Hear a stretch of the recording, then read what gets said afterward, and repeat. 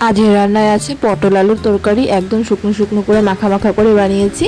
আর হ্যাঁ, আজ আমি বানিয়েছি আর মা আমাকে দেখিয়ে দিচ্ছিল। প্রথমে আলু পটলগুলো কেটে নিয়েছি, সাথে নিয়েছি কিছুটা চিড়েগুলোকে শুকনো কড়াইতে একটু হালকা হাতে ভেজে নিয়েছি। তারপর এই চিড়েগুলোকে একটু লাল লাল করে ভেজে নিয়ে নামিয়ে নিয়েছি। তারপর আলুগুলোকে তেল দিয়ে একটু লাল করে ভাজতে হবে, সাথে পটলও দিয়ে দিয়েছি। পটলগুলোকেও একটু ভালো করে ভাজা করতে হবে।